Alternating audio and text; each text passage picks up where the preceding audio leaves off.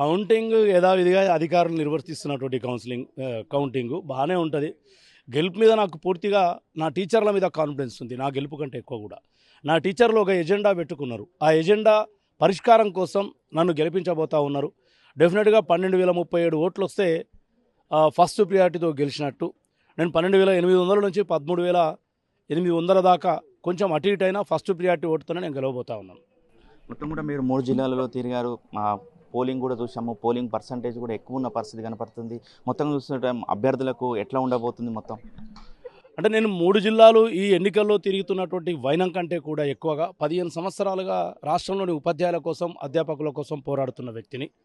గత 15 ఏళ్లలో అనేక జిల్లాల నుంచి, ఉదాహరణ భద్రాద్రి కొత్తగూడెం అడవుల్లో నుంచి కూడా ఒక టీచర్ ఫోన్ చేస్తే నేను ఫోన్ ద్వారా రెస్పాండ్ అయ్యి వారి సమస్యను తీర్చడమో లేదా వారిని రప్పించి అధికారుల దగ్గరికి తీసుకెళ్లి తీర్చడమో జరిగింది. కాబట్టి ఇలా ఉపాధ్యాయులంతా కూడా చర్చించుకున్నారు. మనకొద్దు ఇక ఈ వీళ్ళు already proved failure candidates. Narsireddy గారు సిట్టింగ్ ఎమ్మెల్సీ ఫెయిల్యూర్ అయిండు. పూలరవీందర్ గారు గతంలో ఒకసారి ఎమ్మెల్సీ ఫెయిల్యూర్ అయింది కాబట్టి వెనక్కి నెట్టేసిండ్రు. శ్రీపాల్ రెడ్డి గారి సంఘం చేసింది ఏమి లేదు. ఎవరు అధికారంలో ఉంటే వాళ్ళకి బాగా కాపాడడం. నేను అధికారంలో ఉన్నా లేకున్నా టీచర్ల సమస్యలనే పరమావధిగా బతుకుతూ వస్తున్నా కాబట్టి వాళ్ళు ఈరోజు డిసైడ్ అయ్యిండ్రు. మన ఎజెండా గెలవాలంటే హర్షవర్ధన్ రెడ్డి గెలవాలి.